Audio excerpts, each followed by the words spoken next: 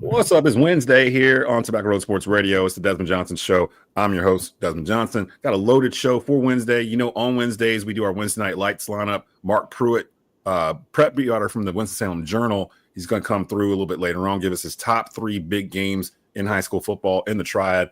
We've got not 1, not 2, not 3, but 4 live games on Friday on Tobacco Road Sports Radio, including Grimsley versus Varina at Jameson Stadium and East Forsyth taking on West Forsyth. Those are the WCOG and WTOB games of the week. We got media personality. I can't even pin you down on one particular thing. I'm just going to say media personality, Daht in the house. He's going to do some sports buffet with us real quick before we get over to Marc. So let's just get this thing started here on your lunch break. It's the Desmond Johnson Show. Let's go. Live with Desmond Johnson, son, the live is one. Represent NC to the fullest. Yeah, welcome to the Carolinas. Everywhere you go, the sky is Carolina blue, the finest. Live action, feedback, the city needs that. I've been #1, no cap. Here's the recap. Adrenaline is my addiction. I'm about to relapse. Step on the turf if you won't and get your weed whack. I'm going harder than a martyr on the starter end. It's the heart of man, that's a rap like a cardigan. I'm breaking records, it's 4th and inches. I count the seconds. The over-under's my roar of thunder, my secret weapon. Yeah, the game is to be told. I don't break, I break modes. Follow me on Tobacco Road.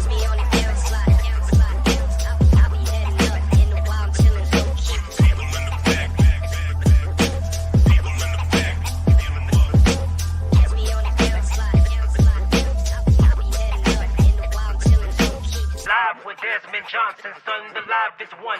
Represent NC to the fullest.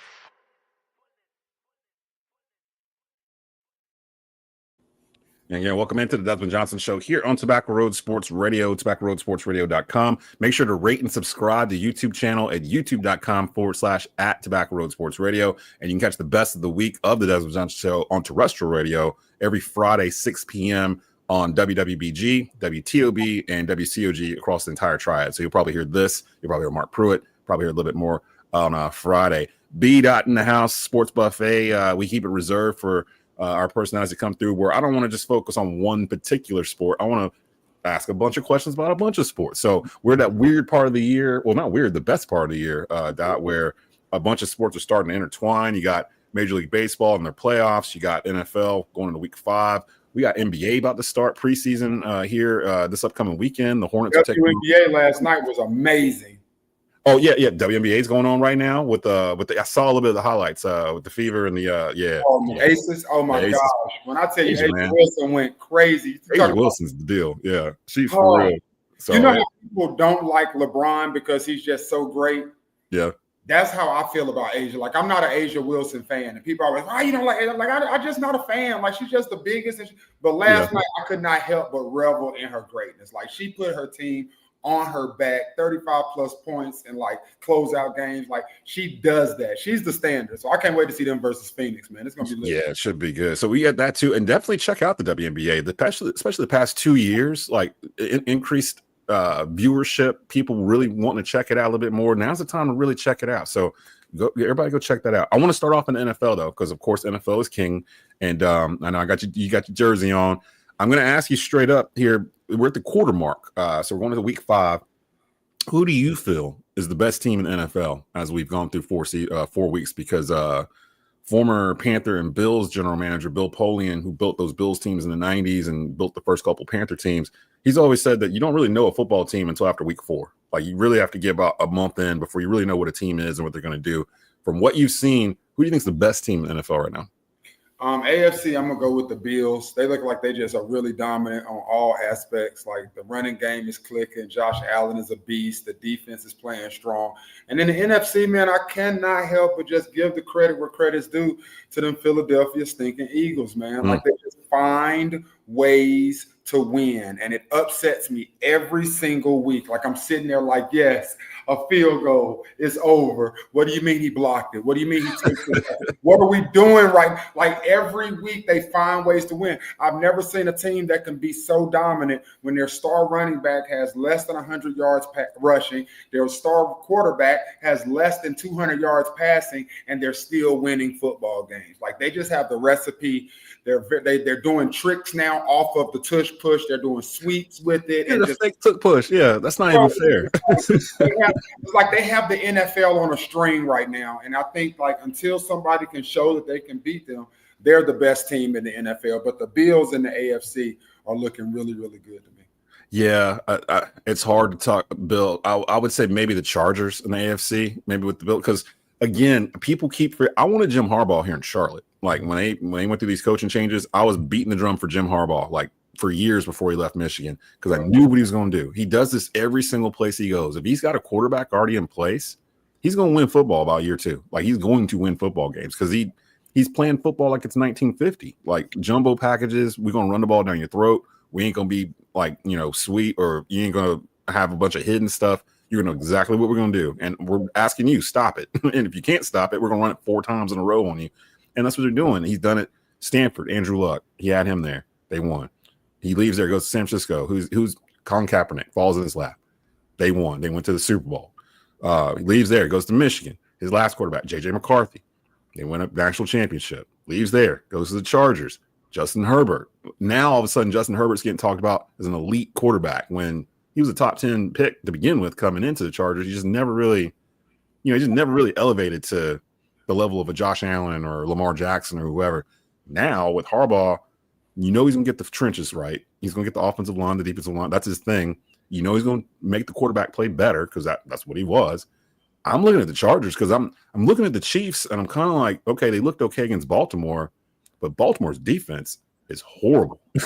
Like Panthers were bad. Like, Lord, Patrick Mahomes is really trying to show that he's still that dude. He's not just a puppet that sounds like Kermit the Frog at the press conference. I'm still the best quarterback in the league, and he showed that last weekend. I really like when it's him against what is Lamar Jackson going to do? Is Lamar Jackson now the best quarterback in the league? Patrick Mahomes said, "Hold my mohawk, watch me get out here and get busy." You did. So you got to always respect Patrick Mahomes in that space. The thing about the Chargers is that what shows me a great team is teams that beat the team they're supposed to beat. The Chargers were not supposed to lose last week. Because they can't beat those type teams, that's what gives the Buffalo Bills the edge to me. Now, again, the Buffalo Bills have done well the last couple of years, and then they meet that juggernaut of the Chiefs or the Ravens, and they just can't get over that hurdle. So time will still tell if the Bills have really, really evolved into the great team that they can be to go back to a Super Bowl. But, I don't know. So, okay, so if those are your best teams, who's your worst teams in the NFL right now after the first 4 weeks?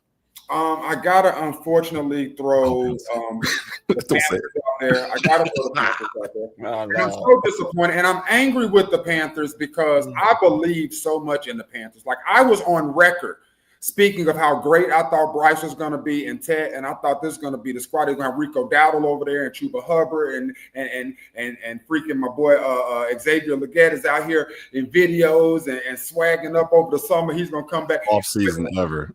Couldn't have been worse for Xavier Legette. Like all of that. I like to eat coon. I like to eat squirrel. None of that's funny anymore. No. Catch the football, please. Like. Catch the dang ball, sir. That's what you're here for. And then, they talk about guys that could have been here, like McConkey could have been here and things like that, guys that they passed on to get Xavier Legette. And even though McConkey's having a subpar year 2 in with the Chargers, like he still would be he still catches the ball. You dig what I'm saying? Like, and Xavier Legette, like, it's just unfortunate where the Panthers are right now because I thought the city was going to be turned this year, man. Like, and I was wrong. I will say it feels different than this point last year because at this point last year we were benching Bryce Young and like it felt like there was like bottomless hole, like it was like no way out of it. This year it does feel like it's more the games they lost was more their fault, like shooting themselves in the foot. Like the Jacksonville game, they gave up the ball like 3 times in the first like 8 minutes of the game. It felt like the second week they had a 10-0 hole like 6 minutes into the game. Yeah. The game that actually worked was Atlanta, and even then Atlanta was giving us the ball. So it was like Carolina can't play from behind. And the one thing that I have learned about Bryce Young, while he might be a really good, competent 10-year starter in the league, he is not one of those unicorns where he can put a team on his back and will them to victory. He is not a Cam Newton. He is not a Josh Allen. He is not a Lamar. Jesus Christ, you can't put a team on the back of a guy who's 5'6". Right, yeah. You know what I mean? Like, the reality is nobody thought they could put anything on his back but his shoulder pads. Okay. That's the thing that drives me nuts though with the Carolina Panther fans, because you know I do a bunch of Panther stuff online, and it's always either you're a Bryce hater or you're just over the top in love with Bryce Young. And I'm like, there's a gray area here in the middle of those of us that were like, I don't know, he might be too small. There's some this and that. My whole thing was that Bryce has always had talent around him, no matter where he is, like elite talent. Like at high school, he played at Mater Day in California. So he's throwing the 5 stars. He's handing off the 5 stars. He's got 5 stars in front of him. College, he goes to Alabama. You're playing for Nick Saban. You got the best offensive line in college football. You're throwing to Jalen Waddle and Devontae Smith. Like, I mean, who won the Heisman while you were there? You won the Heisman throwing to them. And now you're in Carolina where you're probably the third best player on the team, and it drops significantly after you. Like, there's not a lot there to work with. So now we're starting to see Bryce's warts. You know what I mean? And now it's kind of like, is it Bryce? Is it Dave Canales? Like, we don't know. So, like, we need more something. Something. I don't know what it is. Something.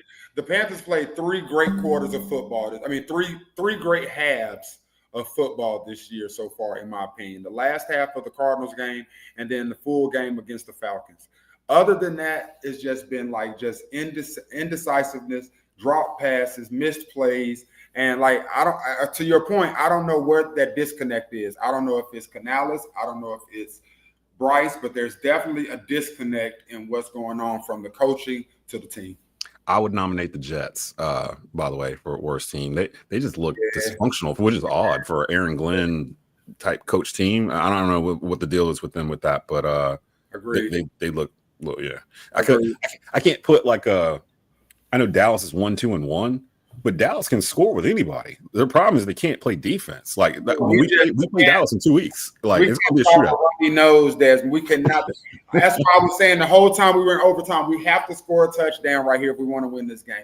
I thought Green Bay was going to come down and score a touchdown and we were going to lose in overtime. I really, really did, and it almost happened in the back of the end zone. Like, but I am still optimistic about this Cowboy team. Of course, I'm not one of those Cowboy fans that says, "Oh, Super Bowl!" Like, no. But I still think we can have a very fun season because we can put up points. Yeah, like we can put up a lot of points, and there's not too many other teams that are going to come out there and be able to put up 40 points on us with us, 37, 34 points with us, and we don't even have CeeDee Lamb back yet. Like, we just need to be able to get some pressure defensively, dog, somewhere. Like just an entire game of only rushing 4. Like the Panthers, when they come to Charlotte, October 12th, I'm going to be there. Watch Bryce have a great game if we're only rushing 4 the entire game. I hope so.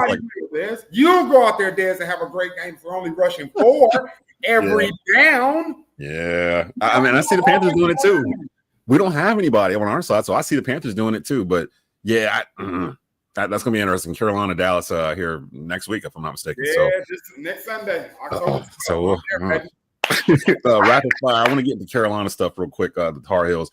First football. We've had what? How many? 4 games now with Belichick as head coach. It felt like he checked out of that last game about in the second quarter. Like I'm starting to, and now there's some stuff coming out where there's a lawsuit where they're alleging that Belichick was hired illegally, like under the table type stuff. And I'm sitting there as a Carolina fan, like, did we put this out so we could get rid of Belichick? Like, is this like a coordinated thing so he could just kind of leave and then that'd be it? Because it's weird for it to come out 4 weeks into the season, where with so much coverage that they had with him coming in. Your thoughts on Carolina football right now with Bill Belichick? Do you think this experiment's going to work longer than this year? Like, do you think Bill's going to stick around? If you listen, you can still hear the toilet flushing on this season right now.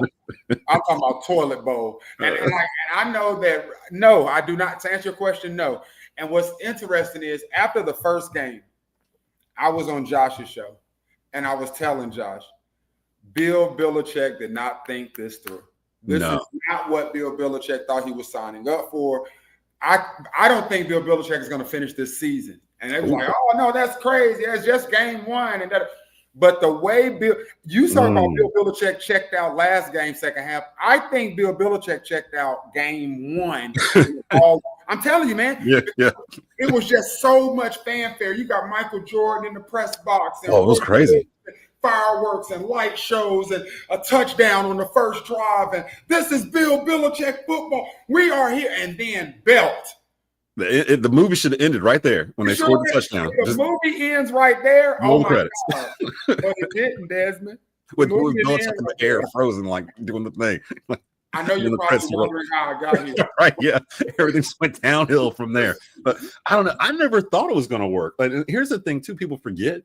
Bill Belichick didn't have a couple of good seasons. The last couple of seasons he had with New England when Tom Brady left. Like, remember, they started falling off a cliff then. That's when all the, was it Belichick, was it Brady questions started coming out. And we were all kind of like, we think it's Tom Brady. Like at this point. Brady went to Tampa Bay and won another one. Yeah. So I don't know. It's crazy. And we were joking about this on the NFL episode last Saturday. And I was just like, it's crazy that Bill found a college girlfriend before he was able to find a college quarterback in Carolina. Because, my boy Bryce Baker's sitting there just kind of biding his time. Can I get in? Can I play? Gio's been hurt. And they paid him like $2 million to do what exactly? Like, I don't know what. It feels like they paid out a lot of money to 80 kids to fill out the roster. But dude, is there a star on this team? Like, is there a single guy where you get up and like, I'm gonna watch Carolina because I want to watch such and such play? Like, like even with Mac Brown, like there was kids that even we knew, like Travis Shaw, like big, like 5-star kids from here. Like we were invested. Right now, I'm like, well, unless Bryce gets in, I don't know if I'm a Carolina fan. I don't know if I have a reason to watch the game because I know what's going to happen. I think the storyline now has been we're watching to see what Bill Belichick does. Bill Belichick is the name, and Bill Belichick has almost eclipsed the Carolina name because you want to see, is he going to win? Is he going to lose? Is his girlfriend going to show up? What kind of jokes can we write to this? Is he going to wear a hoodie? Is he going to smile? Is he going to talk to his assistant coaches on the freaking sideline during the game? Like, it's just so many different storylines about Billy. And I'm telling you, man, I just don't think Billy signed up for this. Yeah. Like, and I was always optimistic, but I was also questioning, like, for example, my son, he's a freshman in college. He doesn't know the greatness of Bill Belichick. I know the greatness of Bill Belichick. So if he was in football and he was being recruited, I could tell him who Bill Belichick was. But he doesn't. He would rather go play for Prime in Colorado than that going Coach Belichick. You dig what I'm saying? Like, yeah. So to that point, like that name, that enamor of Super Bowl winning Bill Belichick, it didn't give what they thought it was giving. You dig what I'm saying? To the audience that they need in order to be successful at Carolina. Now to the boosters and stuff, it was great for them. It was amazing. Oh, there's Bill Belichick. Let's take pictures. To the media, it was great for the media. Oh man, we get to interview Bill Belichick. But there weren't any 5-star kids like, oh man, my cousin is Kendra Harrison. He is the top tight end. He was related to him. In the freaking country. And he does not want, he's going all the way across the country to go to Oregon. Yep. You know what? And I had a conversation with him because Toya, his mom, like, that's one of my good friends. I'm like, well, not even my good friend, that's my cousin. Like, so we talk. And I'm like, T, like, you got Bill Belichick right here. Like, why? He made killers in the NFL, literally and figuratively, killers. And you don't want Cuz to go learn from them. And she was just like, no, not particularly. First of all, it's his decision. Secondly, Oregon has shown so much more interest in like just engaging, and Carolina has an arrogance of why wouldn't you want to come here? Like, and Oregon is like, we want you to come here. Look at this red carpet, this green carpet that we have here. Go Ducks! And like that stuff matters, man. Yeah, it really does. And shout out to Kendra. I talked to him during the Mid-State Media Days at Walkertown right before the season started in August, and I got a chance to interview all the teams. They all came in one by one.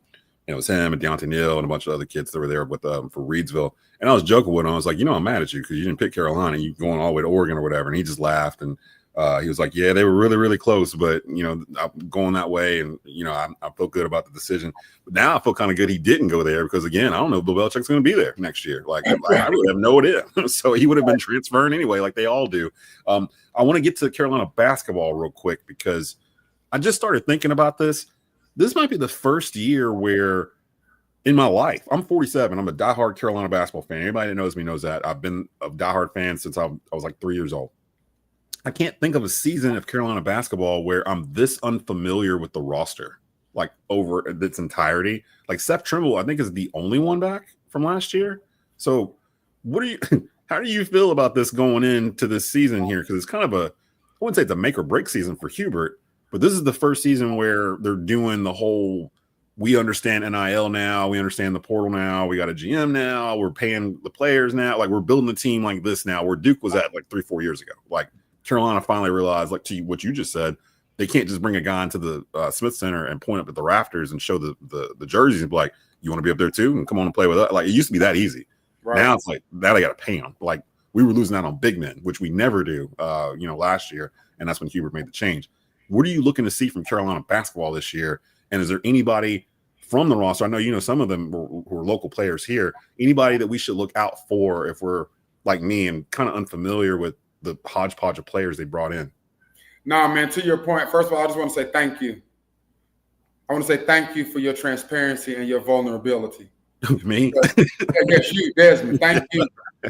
Because I, too, am so unfamiliar with these players on this team. Thank you. I was driving around. I was like, I don't even know who's on the team. Like, what? But I feel bad for saying that. I feel like I'm supposed to be all knowing of all the players. But if I went to the Smith Center, you line all the players up, and you said, go down the line naming each player, I'm only going to give you 3 max. Maybe. Caleb, I'm going to give you Jaden Young, and I'm going to give you Seth Trimble. Those are only 3 that I know. The rest could walk past me in Walmart, and I would not know that they played for Carolina basketball. I don't know any of my white homies out there. I got to learn all of those names. I don't know any of those guys. My boy Luca, unless he starts talking, I'm not going to be able to pick him out. Like he just got there. Yeah. I'm like, it's crazy. Like, it's crazy because Carolina used to be like, you knew, like, that's why I love them so much. You grew up with the teams. Like, you grew up from watching a player as a freshman grow into like Hubert Davis, like from freshman year to senior year. Like I remember watching him turn into a menace by the time he got to senior year in terms of shooting and whatnot. And from where he came from freshman year, that was the fun of watching college basketball, was watching them grow. Now with everything, the portal and people leaving, going back and forth and stuff, it's really hard. Like I realized it's really hard. Little stinking self. He done went from Carolina to NC State. And I don't know who told him that was a good idea. Like that's are you buying this NC State stuff that they're gonna be good because of Will Wade being there? Not I know Josh has been talking about them really highly, and I'm like, it's still NC State. I don't believe it, but I like it. Yeah.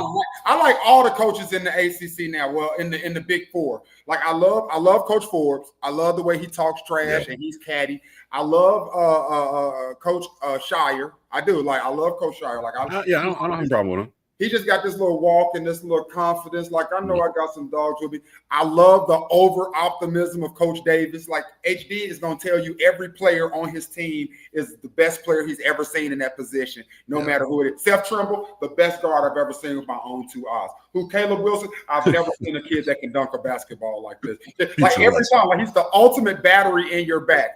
And I love the NC State coach. Like, he come in and talk. I don't know why they didn't play him. Maybe that's why they didn't win a lot. Yeah, I was like, hold up, man. Like, recognize where you at. You can't just walk in here and just be talking. No, man, I love it. Bro came in with a big cojones. Like, what's happening?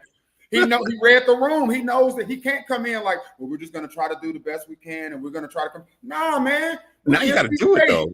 Yeah, now you got to win. Like it. It's gonna be fun. It's gonna be fun. So it's kind of, and I brought that up because it's a learning experience for me. And I was wondering if other Carolina fans that don't actually report on the team, like casuals, like if they're going through much worse, do they even realize that Seth Trimble's like the only player back from last year, where we just went through a stretch where we had Armando Baycott here for like 8 years, and like you knew he was gonna be here. Yeah, in fact. It even seemed like Cormac Ryan was here for a full 4 years. Right. Yeah. He was only here for a hot little minute, too. So, I mean, it's going to be interesting for sure. One last thing real quick. I always tell you we're going to be like 13 minutes. We always go over because we can talk sports all day. In the NBA, preseason starts this week. The Hornets get to play the world champion Oklahoma City Thunder to start off the preseason. What's the number one storyline to you going into this NBA season? Can the Dallas Mavericks make it work? Ooh. That squad is so stacked. Kyrie's still hurt though, ain't he? Ain't he gonna be hurt at the beginning of the year? I don't know, but whenever he does return, that's my point. Can they all gel and make that work with Cooper Flag and freaking Derek Lively? And I'm still hot. The Hornets didn't get Cooper Flag. I'm still hot that they did not get Cooper Flag. We did everything you're supposed to do. Everything. We lost all the games we were supposed to lose. All of them. But it's so many intriguing storylines, man. I want to see what year 23 is like for the King, man. Like him and Luka, like this a full year together with them in LA.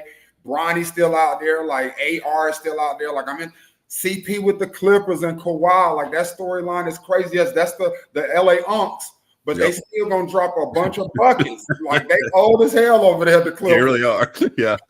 I didn't even think about that. I'm like, yeah, man, Bro, they really are. Like, Harden, CP, freaking. I think they got DJ. Like they are all the LA Unks. yeah, they the leather loafer on Sunday crew. Like they're the ones walking around the barbecue with the loafers on. Yeah, it's them. Kawhi. And the youngest. You still got SGA. I want to see SGA versus daggone Melo. You know, like those type matchups. Like and the Hornets do something this year. Yes, that's where I want to see the Hornets finally be relevant. They don't have to be great. 60 games, dog. Yeah, just do something. Like I mean, at this point, LaMelo already got his bag. I mean, like. You already got your $250 million, whatever. I need to see, can you lead a team to the playoffs? Yes, man. And the picks that they had, like Conca Nipple, I actually like that pick. I do. I like the assets. I like what we saw in the draft. No, we didn't get Cooper, and I would have loved it, but I love what Con brings, and I feel like we can be one of the longest teams in the East, dog. When you think from 1 through 5, like Melo is 6'7" at the 1. Yeah, Brandon Miller's 6'9". You know what I'm saying? Like we got Bridges. Bridges. Like, come on, man. Like we are super, super tall, super athletic, man. We just got to stay healthy. If Melo can give us 65 games, if he can play for 65 games, we're at 4 or 5 in the East to make the playoffs. I think you're right. Because plus, too, people got to remember, you know, there's been injuries up and down, like in the Eastern Conference. Tatum. Yes. Who else got hurt in playoffs last year? I don't even remember now. Dame got hurt. With the Bucks. I'm missing some. Who's the dude from Indiana that got hurt? Halliburton. He got hurt. All of them the same kind of injuries too, and I think they're all out for. I think most of this year. I think Tatum's out all this year because I think he tore his ACL or something. Or no, they're all Achilles injuries or whatever. Because once that same thing happened to Klay Thompson or no Kevin Durant when he came back too early. And they were playing against Toronto in the finals, and he ended up popping the Achilles, that kind of thing. So, but I gotta get you out of here because I gotta get Marc Pruitt on here so everybody can figure out where they're gonna be at Friday night. You said you might go out to Grimsley, check them out. Yeah, man. I got a free weekend, free Friday, man. I'm be in the 336, so I might as well go over there and rep my world this one time, man. Get it in. Right. Yeah. Hey, shout out to Faison Brandon, who's not played in like 3 or 4 weeks. He's got an injury, but. You don't have to. Brody Lowe, the freshman they brought in. QB2 is out there looking like young Aaron Rodgers. They told me back in June. So I was like, so what's the plan after Faison leaves? What you got coming in? And Coach Brown just kind of looked at me. He was like, yeah, we got this kid. He's gonna be all right. He's gonna be all right. All right, we'll see. And then Reedsville got a quarterback too, man. My nephew over there, Reedsville, playing quarterback. I saw the kid that just transferred in. No, he's starting now. He's number 10, Braxton. Yeah. Oh, yeah, he did transfer. He just transferred in like a week or two ago. Yeah. So I know him and Deontay Neal were kind of going back and forth on quarterback for what game we did. We did it last week. It was Reedsville and Carver. We did that game, and that was good. Shout out to Carver. Carver was undefeated going into that game too. They're trying to rebuild their stuff too, but Reedsville is different. Everybody in the area knows Reedsville's a little different. So I'm gonna go ahead and get you out of here.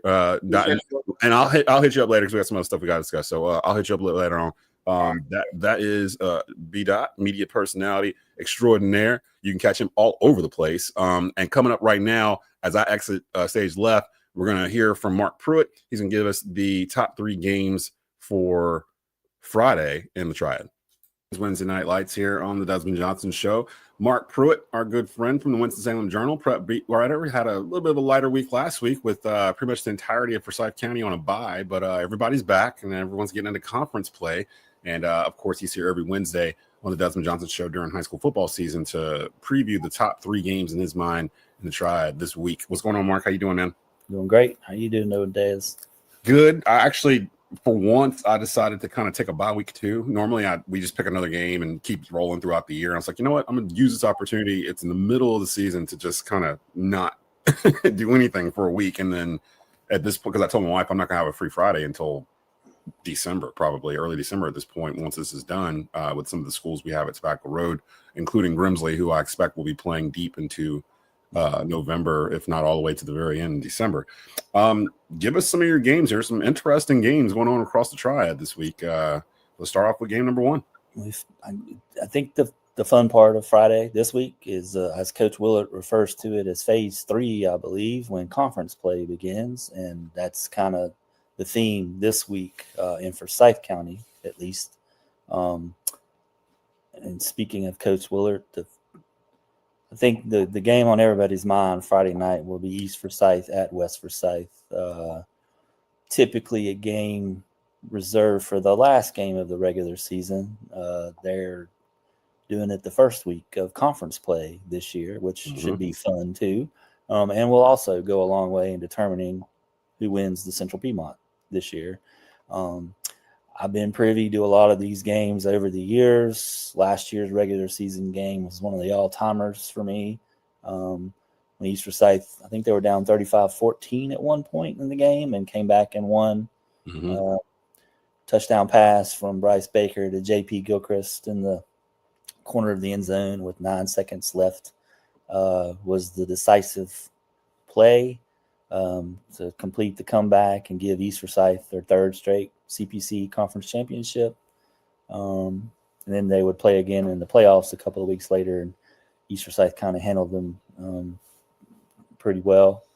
But this is going to be a fun one. It always is. There's two great rivals. There's going to be a lot of talent on that field. Some D1 guys with Rich Berg and JB Shabazz at East, and PJ Dean at West Forsyth, and a couple of their offensive linemen have committed to colleges as well. The running back at West Forsyth, Moses Morris, is having a great year. And they've got a couple of wide receivers that are doing some good things. Jalen Moore is getting some D1 offers already. Tylen Grimes is a transfer who's showing some good stuff. And they also have a kind of a Swiss Army knife in Braylon Marrow, who plays running back, wide receiver, and defensive back, and can do a little bit of everything for them. So West has the weapons. East has the weapons. Both of them are coming off their bye week. Both of them are coming off disappointing losses. East Forsyth, of course, I think we talked about this last week, and the loss against Mooresville, which was one of the worst, I think, defeats I've seen out of an East Forsyth team in 20 years of doing this for me. And then West Forsyth was leading Richmond Senior in the fourth quarter and just kind of let it slip away with some turnovers and a blocked punt, I think. So both teams are kind of, I think, pretty motivated for this one. Not that they need any motivation to play one another, but that's what we're looking at Friday night. So I think there's going to be a lot of energy and enthusiasm surrounding the game, and it's probably going to be a packed house at Jerry Peoples Stadium.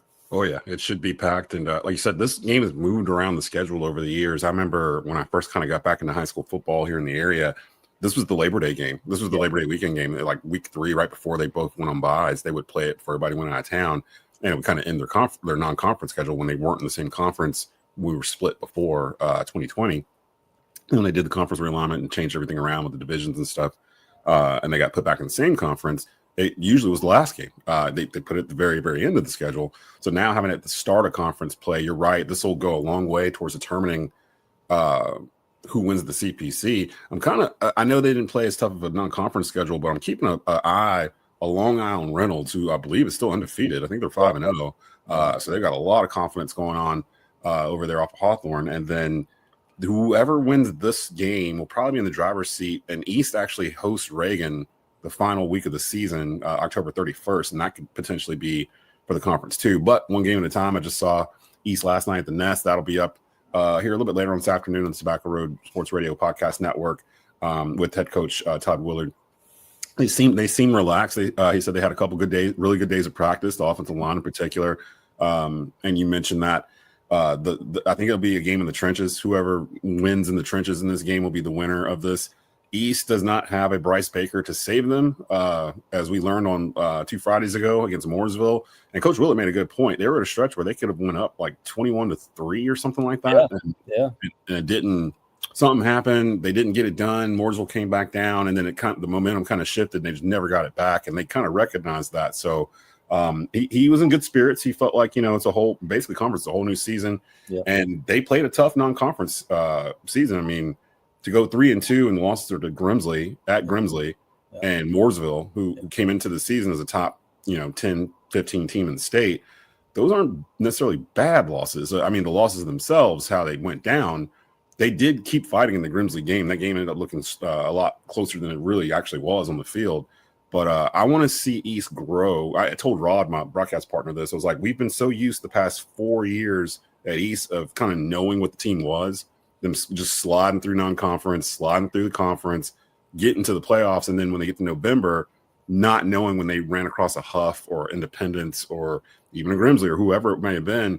Once they got to third, fourth round, whoever that was, it felt like it was like a roadblock for them because they didn't have that adversity earlier in the year. This year, I was like, well, this is the year, no Bryce Baker to save them. They got to figure this out during the season. And I'm hoping they grow through the season. So by the time they get to the playoffs, they'll be better equipped to handle that kind of thing. So I commend East Forsyth and West Forsyth and Reagan, too. All had tough non-conference schedules. And I think that's going to help them in the long run as we get through conference play. So that's East Forsyth, West Forsyth. I'm pretty sure we're supposed to be doing that game. It's the WTOB game of the week. I'm actually emailing Mike Pennington now to make sure that booth space is still reserved from July when I first put it in. So I think it's going to be on TV too. I think it's on My 48 and WSS might be there too. Yeah, I don't know about WSF. I know it's a TV game. So yeah, I know My 48 is going to be there, and I know they all know we're supposed to be there. So we'll see who all's there. But definitely come check us out here on the East Forsyth Sports Network. We'll be broadcasting that game at 7:00. Me and Rod Funderburk live on WTOB. What's your game number 2? I'm looking at Mount Tabor, and North Davidson. That'll open Piedmont Triad 6A, 5A play. North Davidson's 3-2, kind of having a little resurgence this year. And Tabor's 1-4, but I think this is where we really start to see the real Mount Tabor team. Talking about a brutal non-conference schedule, Mount Tabor faced one, had got some early injuries, banged up, but they're trending in the right direction. Had a great game, great win 2 weeks ago against Northwest Guilford, and just several guys that are getting it done for Tabor. Quarterback Kingston Brown, sophomore, he's Coach Tyshawn Brown's son. He's looked really good in his last 2 starts. He's thrown for at least 225 yards in both of those games. Jaden Smith Mufuth, he's kind of like the Swiss Army knife for the Spartans. A little bit of running back, a little bit of receiver. He's one of their leading tacklers on defense. He's been having a great season. Run game with Jock Hunter is coming in. And they got some good wide receivers, some good young wide receivers that complement Kingston, that complement that offense. And once that defense it's a really young team. I think he's got 12 seniors on the team this year, starting a lot of sophomores and a lot of juniors. And I think when it's going to come down to it, it's going to be Tabor and Oak Grove in that conference that are going to be fighting it out for first place.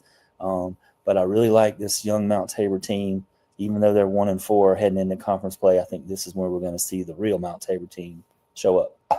Yeah, I haven't, even though I know Tabor got off to a slow start, and we did open the Mount Tabor Sports Network this school year. So we have been doing the home games for Mount Tabor, and if I'm not mistaken, we'll have one for them coming. Is that a home game?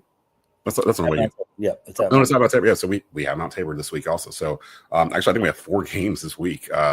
Mount Tabor, and it's Glenn's homecoming, so we'll have Glenn's game too, as well as East Forsyth and West Forsyth, and then of course Grimsley. Mount Tabor is in that conference where I'm kind of looking at Glenn a little bit too. They seem definitely much improved. Yeah, very interesting team. Head coach Tommy Green seems like he's got the Bobcats going in the right direction. When they played East Forsyth week 1, we noticed that they feel a little different than they had the past 2 years, where they still don't have the numbers, but they have some skill players. Like they've got some guys in certain spots. Yeah, they got some pieces and got a good quarterback, Brady Anderson. Joel Hayes. Joel Hayes is. I've been real impressed with him. the last 2 seasons. I know he's put on about 20 pounds of muscle over the summer. And he's kind of their Swiss Army knife. He does it all from running back and wide receiver. Complements Brady really well.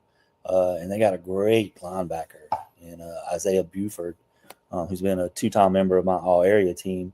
Is also always one of the leading tacklers in the conference. So Glenn's got the pieces, and I think they can say something about the Piedmont Triad 6A, 5A before it's all said and done too. So you said that was Mount Tabor, North Davidson. That's at Mount Tabor, which means you can hear it live on the Mount Tabor Sports Network. It'll be with Mike Fanning on the call there.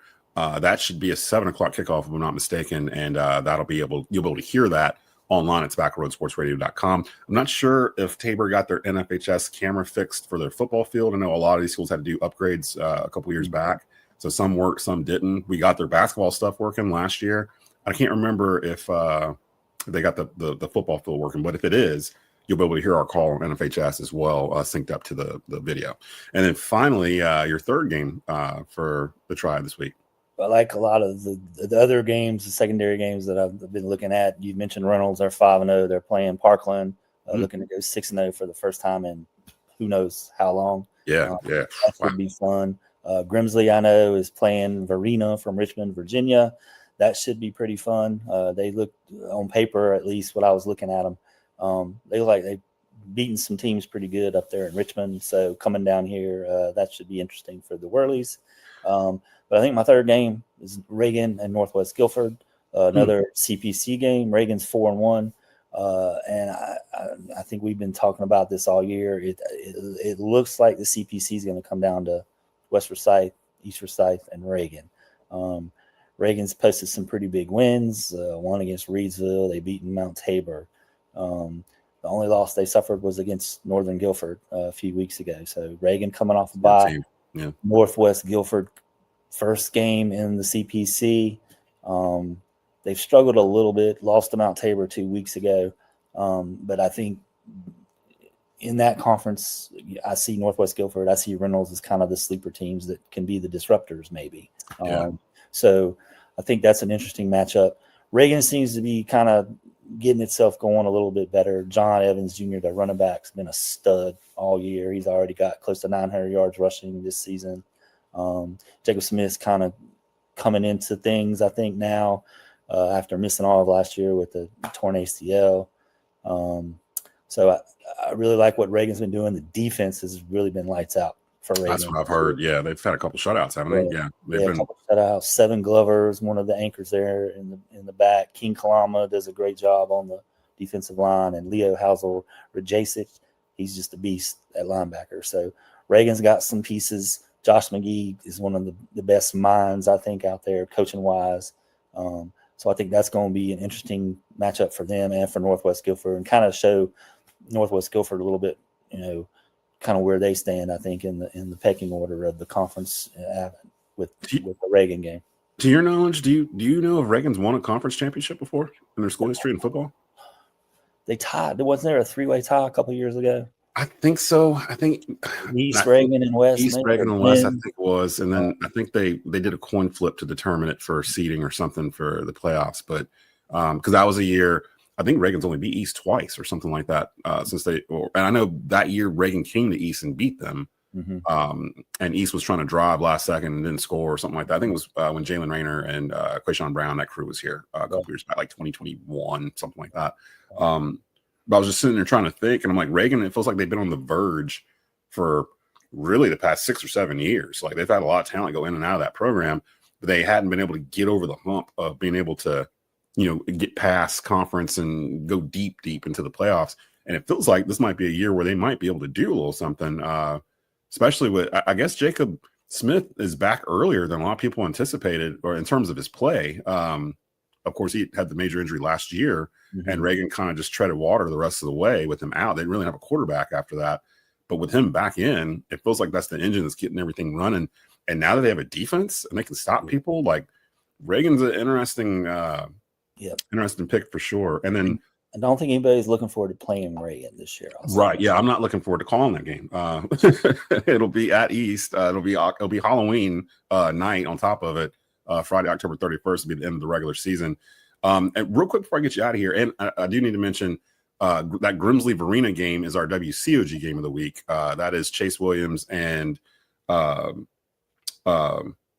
mind just went play Jeff Marson, the Grimsley guys. They'll be calling that game. That's on WCOG, 1320 AM, 105.3 FM, and Tobacco Road Sports Radio. That'll stream to the Grimsley NFHS feed. Real quick before I get you out of here, your thoughts on the NCHSAA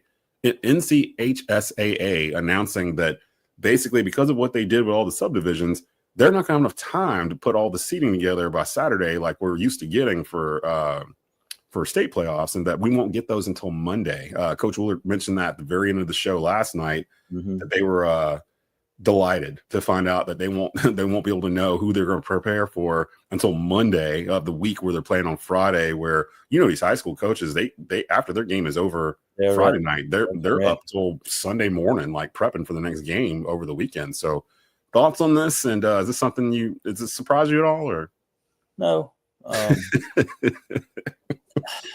I've spoken to a few coaches as well about this. Were they delighted as well? They were sort of aware of it, I think, earlier too, and I think in their minds they've kind of been preparing for it. But I also think that because the brackets are going to largely be based on the RPI this year, a lot of them are going to know what's going on after their game that Friday night. And I think I saw something yesterday where high school OT put out that they're going to have brackets up that Friday night based on strictly RPI. Yeah.